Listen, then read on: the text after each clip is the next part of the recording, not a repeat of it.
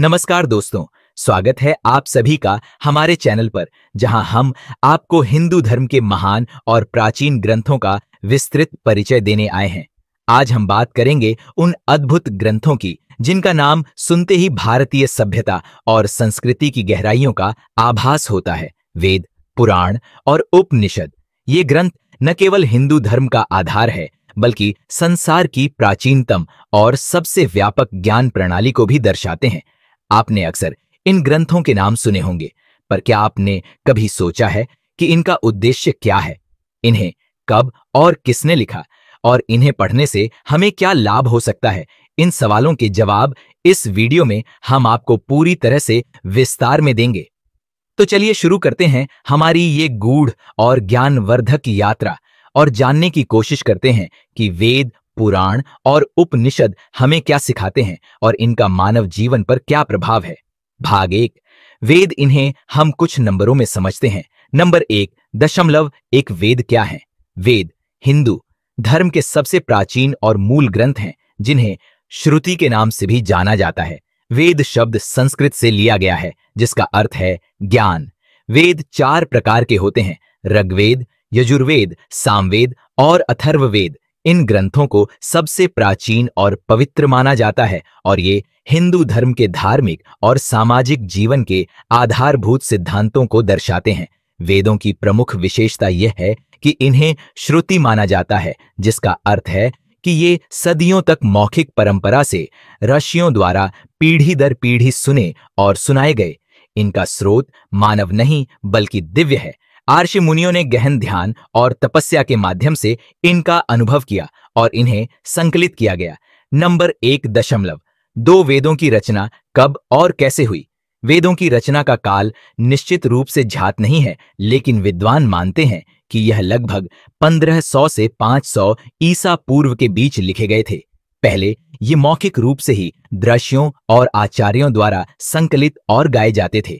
बाद में व्यास ऋषि द्वारा इनका लेखन किया गया और 4 भागों में विभाजित किया गया। ये 4 भाग हैं। पहला भाग ऋग्वेद। ऋग्वेद सबसे पुराना और महत्वपूर्ण वेद है। इसमें 10 मंडल, 1028 सूक्त और लगभग 10,600 मंत्र हैं। इस वेद में मुख्यतः प्राकृतिक शक्तियों, देवताओं की स्तुति और यज्ञ की महिमा का वर्णन किया गया है। इसमें अग्नि, इंद्र, सूर्य, वरुण और वायु जैसे देवताओं की आराधना और यज्ञों की विधि दी गई है। ऋग्वेद मुख्य रूप से प्राचीन भारतीय समाज के धार्मिक, सामाजिक और सांस्कृतिक जीवन का चित्रण करता है। दूसरा भाग यजुर्वेद। यजुर्वेदा। यजुर्वेद यज्ञों के दौरान उच्चारित किए जाने वाले मंत्रों का संग्रह है। यह 2 भागों में विभाजित है: कृष्ण यजुर्वेद और शुक्ल यजुर्वेद। कृष्ण यजुर्वेद में गद्य और पद्य दोनों रूपों में मंत्र हैं, जबकि शुक्ल यजुर्वेद में केवल पद्य मंत्र हैं। यजुर्वेद में यज्ञ की विधियों और अनुष्ठानों का विस्तार पूर्वक वर्णन है। इसका उद्देश्य यज्ञों और अनुष्ठानों को सही तरीके से संपन्न करना है। तीसरा भाग सामवेद। सामवेदा। सामवेद को संगीत और गायन का जनक माना जाता है। यह वेद ऋग्वेद के कुछ चुने हुए मंत्रों को संगीतबद्ध करके प्रस्तुत करता है। इसमें वे मंत्र होते हैं जो यज्ञों के दौरान गाए जाते हैं। यह वेद मुख्य रूप से यज्ञ और अनुष्ठानिक गायन के लिए है। सामवेद की विशेषता यह है कि इसमें मंत्रों को संगीत के माध्यम से भगवान की स्तुति की जाती है। चौथा भाग अथर्ववेद। अथर्ववेदा। अथर्ववेद अन्य तीनों वेदों से थोड़ा अलग है, क्योंकि इसमें धार्मिक और अनुष्ठानिक जीवन के अलावा जादू टोना, चिकित्सा, औषधियों और सामान्य जीवन से जुड़े मंत्र भी होते हैं। इसमें तंत्र मंत्र और भूत प्रेत, स्वर्ग नरक के विचार भी शामिल हैं। अथर्ववेद में प्राचीन भारतीय समाज के सामाजिक, आर्थिक और राजनीतिक जीवन का विस्तृत चित्रण मिलता है। नंबर 1, दशमलव 3 वेदों का उद्देश्य और महत्व। वेदों का मुख्य उद्देश्य धर्म, सत्य और मोक्ष का मार्ग दिखाना है। ये केवल धार्मिक ग्रंथ नहीं है, बल्कि इनमें ब्रह्मांड, प्रकृति, मानव जीवन और समाज के सभी पक्षों का ज्ञान निहित है। वेदों को पढ़ने के लाभ: आत्मज्ञान और आध्यात्मिक उन्नति प्राप्त होती है। जीवन के हर पहलू का गहन ज्ञान मिलता है, चाहे वह विज्ञान हो, समाज हो, राजनीति हो या धर्म। जीवन के कर्म और धर्म को समझने में मदद मिलती है। व्यक्ति को मोक्ष की दिशा में बढ़ने का मार्ग प्राप्त होता है। भाग 2, पुराण। इन्हें भी हम कुछ नंबरों में समझते हैं। नंबर 2, 1 पुराण क्या है? पुराण हिंदू धर्म के स्मृति ग्रंथों में आते हैं। ये ऐतिहासिक और धार्मिक कहानियों का संग्रह है जो वेदों के सिद्धांतों को सरल और सजीव रूप में प्रस्तुत करते हैं। इनका उद्देश्य धर्म, इतिहास, भूगोल, समाज और संस्कृति के विभिन्न पहलुओं का वर्णन करना है। पुराणों का अर्थ है प्राचीन या पुराना, और इनमें विश्व की उत्पत्ति, मानवता का विकास और देवताओं के कर्मों का विस्तार से वर्णन मिलता है। पुराणों की कहानियों में धर्म, समाज और संस्कृति के सभी महत्वपूर्ण पहलुओं का चित्रण मिलता है। नंबर 2, पुराणों की रचना कब हुई? पुराणों की रचना महाभारत काल के बाद लगभग 500 ईसा पूर्व से 300 ईसा पश्चात के बीच मानी जाती है। इनका संकलन आर्षि वेदव्यास द्वारा किया गया था। पुराण वेदों के सिद्धांतों को साधारण लोगों के लिए समझने योग्य बनाने के लिए रचे गए थे। वेदों में गूढ़ दार्शनिक सिद्धांत होते हैं जिन्हें समझना सामान्य जनमानस के लिए कठिन होता है। इसीलिए पुराणों में कहानियों के रूप में धर्म और संस्कृति की बातें कही गईं ताकि आम जनता भी इन्हें समझ सके।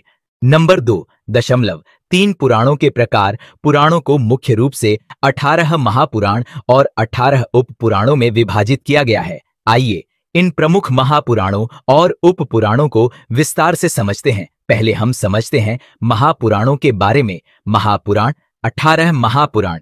पहला, विष्णु पुराण, भगवान विष्णु और उनके अवतारों की कहानियां बताता है। इसमें सृष्टि की उत्पत्ति और समय की चक्रीय व्यवस्था का वर्णन है। दूसरा, भागवत पुराण, यह विष्णु के अवतार कृष्ण के जीवन और उनकी लीलाओं पर केंद्रित है। इसमें भक्ति का महत्व और भगवान के प्रति समर्पण की महिमा बताई गई है।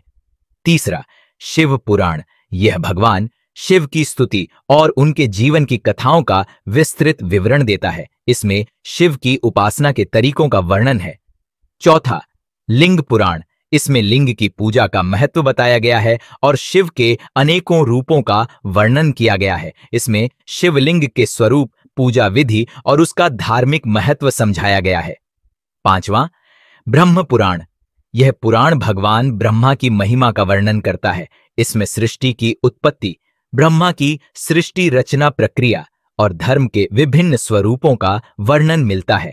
छठा, पद्म पुराण, यह पुराण भगवान विष्णु के विभिन्न अवतारों के साथ साथ देवी लक्ष्मी की महिमा का वर्णन करता है। इसमें धर्म, भक्ति और मोक्ष के मार्ग को विस्तार से बताया गया है। सातवां, स्कंद पुराण, यह पुराण भगवान कार्तिकेय स्कंद को समर्पित है। इसमें कार्तिकेय के जन्म, उनके युद्ध कौशल और उनकी वीरता की कहानियां वर्णित हैं। इसके अलावा इसमें विभिन्न तीर्थ स्थलों और धार्मिक स्थानों का भी उल्लेख है। आठवां, वामन पुराण, यह पुराण विष्णु के वामन अवतार की कथा पर आधारित है। इसमें भगवान वामन द्वारा राजा बलि से धरती की 3 पग भूमि मांगने और उनसे स्वर्ग प्राप्त करने की कथा बताई गई है। 9वां, कूर्म पुराण, यह भगवान विष्णु के कूर्म अवतार की कथा को प्रस्तुत करता है, जिसमें समुद्र मंथन की अद्भुत कथा और अमृत प्राप्ति का वर्णन मिलता है। 10वां, वराह पुराण, इसमें भगवान विष्णु के वराह अवतार की कथा दी गई है, जहां उन्होंने पृथ्वी को राक्षस हिरण्याक्ष से बचाया था। यह पुराण धर्म, यज्ञ, तप और भक्तों की महिमा का भी वर्णन करता है। 11वां, मात्स्य पुराण, यह भगवान विष्णु के मत्स्य अवतार की कथा को प्रस्तुत करता है, जिसमें उन्होंने पृथ्वी पर जल प्रलय से जीवों की रक्षा की। इसमें सृष्टि, धर्म और दान के महत्व का वर्णन है। 12वां, गरुड़ पुराण, गरुड़ पुराण मृत्यु के बाद आत्मा की यात्रा का विवरण देता है। इसमें यमराज, नरक और पुनर्जन्म के सिद्धांतों का वर्णन मिलता है। इसे विशेष रूप से अंतिम संस्कारों के समय पढ़ा जाता है। 13वां, नारद पुराण, यह पुराण भक्ति योग, वेदांत और सनातन धर्म के विभिन्न सिद्धांतों को प्रस्तुत करता है। इसमें नारद मुनि की लीलाओं और उनके द्वारा देवताओं और भक्तों को उपदेश दिए गए हैं। 14वां, ब्रह्म वैवर्त पुराण, इसमें ब्रह्मा, विष्णु, शिव और देवी शक्ति की कहानियां दी गई हैं। यह पुराण कृष्ण राधा की कथा, पृथ्वी पर उनके लीला विलास और उनकी भक्ति का वर्णन करता है। 15वां मार्कंडेय पुराण, इसमें मार्कंडेय आर्षि और उनके द्वारा भगवान शिव की आराधना की महिमा का वर्णन है। इसमें देवी दुर्गा के दुर्गा सप्तशती का भी उल्लेख मिलता है, जो शक्ति उपासना का प्रमुख स्रोत है। 16वां अग्नि पुराण, यह पुराण अग्नि देवता की महिमा का वर्णन करता है और इसमें ज्योतिष, चिकित्सा, वास्तुशास्त्र और शस्त्र विद्या का भी विवरण मिलता है। 17वां भविष्य पुराण, यह पुराण भविष्य में होने वाली घटनाओं का वर्णन करता है। इसमें कलयुग और उसके प्रभाव, आने वाले अवतारों और भविष्य के युगों का विस्तार से वर्णन है। 18वां ब्रह्मांड पुराण, यह ब्रह्मांड के निर्माण, उसके विस्तार और उसकी संरचना का वर्णन करता है। इसमें विभिन्न देवताओं की पूजा, विधियों और तांत्रिक अनुष्ठानों का उल्लेख मिलता है। अब हम उपपुराणों के बारे में जानते हैं। उपपुराण, 18 उपपुराण। महापुराणों के अलावा उपपुराण भी हैं, जो महापुराणों के पूरक हैं। ये भी धार्मिक, ऐतिहासिक और आध्यात्मिक कहानियों से भरे होते हैं, जिनमें वेदांत के सिद्धांतों को सामान्य जन के लिए सरल रूप में प्रस्तुत किया गया है। इनमें से प्रमुख उपपुराणों के उदाहरण निम्नलिखित हैं। 1 संज्ञा पुराण, इसमें जीवात्मा, धर्म और अधर्म के सिद्धांतों का वर्णन है। 2 कालिका पुराण, इसमें तंत्र विद्या, योग और साधना की महिमा का वर्णन मिलता है। 3 सौर पुराण, यह सूर्य भगवान की पूजा, उपासना और महिमा से संबंधित है। 4 पराशर पुराण, इसमें ऋषि पराशर द्वारा उपदेशित ज्ञान और धर्म के सिद्धांत दिए गए हैं। 5 नरसिंह पुराण, इसमें भगवान विष्णु के नरसिंह अवतार का वर्णन है। 6 अध्यात्म पुराण, इसमें आध्यात्मिक मार्ग और भक्ति योग के सिद्धांतों का वर्णन है। नंबर 2.4 पुराणों का उद्देश्य। पुराणों का मुख्य उद्देश्य धार्मिक, सामाजिक और सांस्कृतिक जीवन के सिद्धांतों को कथा और कहानियों के माध्यम से प्रस्तुत करना है। ये ग्रंथ उन लोगों के लिए है जो वेदों की जटिलता को नहीं समझ सकते। पुराणों के माध्यम से आम जनमानस को सरल भाषा में धर्म, भक्ति, मोक्ष और कर्म के सिद्धांतों को समझाया गया है। पुराणों को पढ़ने के लाभ, धर्म और भक्ति का सरल रूप में ज्ञान मिलता है। इतिहास, समाज और धार्मिक परंपराओं के बारे में जानकारी मिलती है। धार्मिक कर्मकांडों और अनुष्ठानों की विधि का ज्ञान होता है। व्यक्ति के जीवन में नैतिकता और आचरण की महत्ता बढ़ती है। भाग 3 उपनिषद, इन्हें भी हम कुछ नंबरों में समझते हैं। नंबर 3. एक उपनिषद क्या है? उपनिषद हिंदू धर्म के दार्शनिक ग्रंथ हैं, जो वेदों के आख्यान या ज्ञान कांड का हिस्सा है। ये ग्रंथ ब्रह्म ज्ञान और आत्मज्ञान की शिक्षा देते हैं। उपनिषद शब्द का अर्थ है समीप बैठना, जिसका तात्पर्य है गुरु के पास बैठकर ज्ञान प्राप्त करना। उपनिषदों में प्रमुखतः ध्यान, योग, आत्मा, ब्रह्म और मोक्ष के गूढ़ रहस्यों पर विचार किया गया है। नंबर 3.2 उपनिषदों की रचना कब हुई? उपनिषदों की रचना लगभग 800 से 200 ईसा पूर्व के बीच हुई मानी जाती है। इन्हें वेदों के अंतिम भाग के रूप में जाना जाता है, जिसे वेदांत कहा जाता है। यह वेदों की अंतर्धाराओं का दार्शनिक और आध्यात्मिक सार है। नंबर 3.3 प्रमुख उपनिषद हिंदू धर्म में कुल 108 उपनिषद माने जाते हैं, जिनमें से 10 प्रमुख उपनिषद हैं। ये हैं: 1 ईशोपनिषद, इसमें ब्रह्म की महिमा और उसके सर्वव्यापकता का वर्णन है। 2 केन उपनिषद, इसमें आत्मा और परमात्मा के बीच के संबंधों को समझाया गया है। 3 कठोपनिषद, इसमें मृत्यु के रहस्य और आत्मा की अमृता का वर्णन किया गया है। 4 प्रश्नोपनिषद, इसमें 6 प्रश्नों के माध्यम से ब्रह्म और आत्मा के रहस्यों को उजागर किया गया है। 5 मुंडकोपनिषद, इसमें ध्यान, योग और मोक्ष की प्रक्रिया का वर्णन है। 6 मांडुक्य उपनिषद, इसमें ओंकार के माध्यम से आत्मा और ब्रह्म का रहस्य समझाया गया है। 7 तैत्तिरीय उपनिषद, इसमें आत्मा, ज्ञान और ब्रह्म की महिमा का वर्णन है। 8 ऐतरेय उपनिषद, इसमें आत्मा की उत्पत्ति और उसके महत्व का विवरण मिलता है। 9 छांदोग्य उपनिषद, इसमें ओंकार की महिमा और आत्मा की परम सत्ता का वर्णन है। 10 बृहदारण्यक उपनिषद यह सबसे बड़ा उपनिषद है जिसमें ब्रह्म और आत्मा के विषय में गहन दार्शनिक विचार दिए गए हैं। नंबर 3.4 उपनिषदों का उद्देश्य। उपनिषदों का मुख्य उद्देश्य आत्मा और परमात्मा के बीच के रहस्यों को उजागर करना है। इन ग्रंथों का अध्ययन करने से व्यक्ति को आत्मज्ञान प्राप्त होता है और वह मोक्ष के मार्ग पर अग्रसर होता है। उपनिषदों में सांसारिक और आध्यात्मिक जीवन के गूढ़ रहस्यों को सरल भाषा में बताया गया है। उपनिषदों को पढ़ने के लाभ। व्यक्ति को आत्मज्ञान की प्राप्ति होती है, सांसारिक माया और भ्रम से मुक्ति मिलती है, मोक्ष का मार्ग समझ में आता है, ध्यान, योग और ध्यान की गूढ़ विधियों का ज्ञान होता है। भाग 4, वेद, पुराण और उपनिषद का समग्र योगदान। वेद, पुराण और उपनिषद हिंदू धर्म के 3 प्रमुख आधार स्तंभ हैं। वेदों में ज्ञान, पुराणों में इतिहास और उपनिषदों में आत्मा और परमात्मा का रहस्य छिपा है। इन ग्रंथों के अध्ययन से व्यक्ति को धार्मिक, सामाजिक, आध्यात्मिक जीवन के सभी महत्वपूर्ण सिद्धांतों का ज्ञान होता है। यह ग्रंथ मानव जीवन के सभी पहलुओं को छूते हैं। धर्म, मोक्ष, ज्ञान, भक्ति और कर्म, इन ग्रंथों में से प्रत्येक का उद्देश्य भिन्न होते हुए भी उनका अंतिम लक्ष्य एक ही है, मानव को उसके वास्तविक स्वरूप ब्रह्म, परम सत्ता के साथ एकाकार करना। आइए इन्हें भी हमने आगे कुछ नंबरों में समझाया है। नंबर 4.1 वेद, पुराण और उपनिषद के बीच का अंतर। इन तीनों प्रकार के ग्रंथों के अध्ययन से यह समझ आता है कि वेद, पुराण और उपनिषद एक दूसरे के पूरक हैं, फिर भी इनमें कुछ अंतर हैं जो इन्हें अद्वितीय बनाते हैं। पहले, वेद, जिनका लक्ष्य ज्ञान का भंडार, धार्मिक, सामाजिक और आध्यात्मिक विषय, ऋचाएं, यज्ञ, कर्मकांड, रथुओं और देवताओं की महिमा। लाभ, वेदों का अध्ययन व्यक्ति को जीवन की बुनियादी संरचना और धर्म के महत्व को समझने में मदद करता है। वे सृष्टि के मूलभूत सिद्धांतों का ज्ञान देते हैं। दूसरा, पुराण, जिनका लक्ष्य धार्मिक शिक्षा को सरल रूप में कथा कहानियों के माध्यम से प्रस्तुत करना। विषय, पौराणिक कथाएं, देवताओं की कथाएं, अवतार और धर्म की अवधारणाएं। लाभ, पुराणों का अध्ययन जीवन के नैतिक सिद्धांतों को सरलता से समझने में मदद करता है। इसके माध्यम से व्यक्ति को धर्म, कर्म, भक्ति और मोक्ष के गूढ़ रहस्यों का ज्ञान प्राप्त होता है।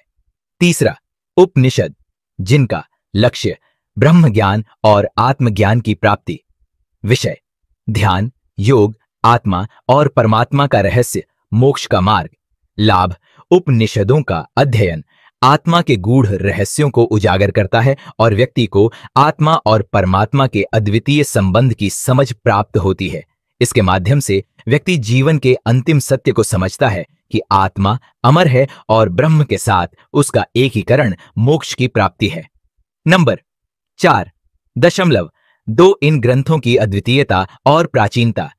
हिंदू धर्म के ये तीनों प्रमुख ग्रंथ अपने आप में अद्वितीय और प्राचीनतम हैं। वेदों की उत्पत्ति मानव सभ्यता की प्रारंभिक अवस्था में हुई मानी जाती है, जब मौखिक परंपरा के माध्यम से ज्ञान का आदान प्रदान होता था। बाद में वेदों को लिपिबद्ध किया गया। पुराणों का भी स्रोत वेद ही है, किंतु उन्हें बाद में सरल भाषा और कहानी के रूप में लिखा गया ताकि आमजन भी उन्हें समझ सके। उपनिषद वेदों का अंतिम और दार्शनिक भाग हैं, जो व्यक्ति को उसकी आत्मा और ब्रह्म के रहस्यों का ज्ञान कराते हैं। अब हम समझते हैं ग्रंथों की रचना काल के बारे में। वेदों की रचना काल। वेदों की उत्पत्ति का काल लगभग 1500 से 1200 ईसा पूर्व माना जाता है। यह वह समय था जब आर्य सभ्यता का विस्तार हो रहा था और वेदों के माध्यम से धार्मिक और सामाजिक जीवन के मूल सिद्धांतों का प्रचार प्रसार किया गया। पुराणों की रचना काल। पुराणों की रचना काल लगभग 500 से 1000 ईसा पूर्व माना जाता है। यह वह समय था जब भारतीय समाज में धार्मिक और सांस्कृतिक रूपांतरण हो रहे थे और धर्म की सरल भाषा में व्याख्या की आवश्यकता थी। उपनिषदों की रचना काल। उपनिषदों की रचना लगभग 800 से 200 ईसा पूर्व के बीच मानी जाती है। यह वह समय था जब वेदों के गूढ़ रहस्यों को समझने की आवश्यकता महसूस हुई और उसे दार्शनिक और आध्यात्मिक रूप में प्रस्तुत किया गया। नंबर 4.3 तीन समय के साथ इनमें हुए परिवर्तन और विस्तार वेद, पुराण और उपनिषद समय के साथ साथ विकसित और विस्तारित होते गए। प्राचीन काल में इन ग्रंथों को मौखिक रूप से गुरु शिष्य परंपरा के माध्यम से प्रचारित किया जाता था। बाद में इन्हें लिखित रूप में संकलित किया गया ताकि यह पीढ़ी दर पीढ़ी संरक्षित रहे। वेदों में परिवर्तन, वेदों के मंत्र और अर्चाएं मूल रूप से वैदिक संस्कृत में लिखी गई थीं, जिसे समझना सामान्य जन के लिए कठिन था। कालांतर में याज्ञवल्क्य, पाणिनि और पतंजलि जैसे विद्वानों ने वेदों की भाष्य और व्याख्याएं की ताकि वेदों का गूढ़ ज्ञान सरल रूप में प्रस्तुत किया जा सके। पुराणों में परिवर्तन, पुराणों को भी समय समय पर संशोधित किया गया। जब समाज में धार्मिक और सामाजिक परंपराओं में बदलाव आया, तब पुराणों में नई कथाएं और धर्मशास्त्र शामिल किए गए। इन कथाओं का उद्देश्य समाज को नई चुनौतियों का सामना करने के लिए धार्मिक और नैतिक मार्गदर्शन देना था। उपनिषदों में परिवर्तन, उपनिषदों में समय के साथ अधिक ध्यान और योग की विधियों का समावेश किया गया ताकि व्यक्ति आत्मज्ञान और मोक्ष के मार्ग पर अग्रसर हो सके। आधुनिक युग में उपनिषदों के ज्ञान को ध्यान, योग और प्राणायाम के माध्यम से प्रसारित किया जा रहा है।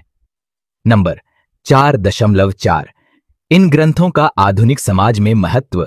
आज के युग में जब तकनीकी और भौतिकता का प्रभुत्व है, ये प्राचीन ग्रंथ भी अत्यधिक प्रासंगिक हैं। वेद, पुराण और उपनिषद न केवल धार्मिक आस्था के प्रतीक हैं, बल्कि वे जीवन के हर पहलू को छूते हैं, चाहे वह आध्यात्मिकता हो, नैतिकता हो या सामाजिक जीवन के सिद्धांत। धार्मिक महत्व, धार्मिक दृष्टिकोण से ये ग्रंथ आज भी हिंदू धर्म के पालनकर्ताओं के लिए पवित्र और पूजनीय हैं।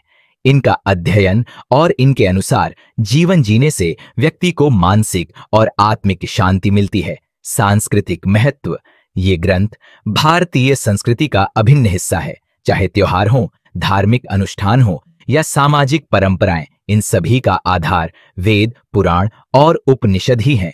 आध्यात्मिक महत्व, आधुनिक युग में जब जीवन की भागदौड़ और मानसिक तनाव अधिक है, उपनिषदों का ज्ञान व्यक्ति को आत्मिक शांति और मानसिक संतुलन प्राप्त करने में मदद करता है। ध्यान, योग और ब्रह्म ज्ञान के माध्यम से व्यक्ति जीवन के गूढ़ रहस्यों को समझ सकता है। वेद, पुराण और उपनिषद हिंदू धर्म की अमूल्य धरोहर हैं, जो सदियों से भारतीय समाज का मार्गदर्शन करते आ रहे हैं। ये ग्रंथ न केवल धार्मिक आस्था का प्रतीक है, बल्कि ये जीवन जीने की कला और सत्य की खोज के मार्गदर्शक भी हैं। इनका अध्ययन व्यक्ति को न केवल धार्मिक दृष्टिकोण से, बल्कि आत्मिक और मानसिक शांति की ओर भी अग्रसर करता है। इन ग्रंथों का अध्ययन करने से व्यक्ति को धर्म, कर्म, भक्ति और मोक्ष का गूढ़ ज्ञान प्राप्त होता है। आत्मा और ब्रह्म के अद्वितीय संबंध को समझने में मदद मिलती है। जीवन में नैतिकता, आचरण और धार्मिक परंपराओं का महत्व समझ में आता है। व्यक्ति मानसिक, शारीरिक और आत्मिक रूप से प्रगति की ओर बढ़ता है। इस प्रकार वेद, पुराण और उपनिषद न केवल हिंदू धर्म के धार्मिक साहित्य हैं, बल्कि ये मानव जीवन के हर पहलू को समझने का साधन भी है। इन ग्रंथों के अध्ययन से न केवल धार्मिक ज्ञान प्राप्त होता है, बल्कि यह व्यक्ति को जीवन के हर क्षेत्र में प्रगति की ओर प्रेरित करता है। अगर आप इस वीडियो का अंग्रेजी संस्करण देखना चाहते हैं तो हमारे प्लेलिस्ट सेक्शन में उसे पा सकते हैं। इसके साथ ही अगर आप किसी विशेष विषय पर विस्तृत जानकारी चाहते हैं तो कृपया कमेंट्स में हमें बताएं ताकि हम उस विषय पर एक और विस्तृत डॉक्यूमेंट्री वीडियो बना सकें। यदि आपको यह वीडियो पसंद आया हो तो कृपया इसे शेयर करें और अपने दोस्तों और परिवार के साथ बांटें। आपके सुझाव और प्रश्नों का हम स्वागत करते हैं और हम इस चैनल के माध्यम से आपको और भी अधिक जानकारीपूर्ण सामग्री प्रदान करने का प्रयास करेंगे। धन्यवाद।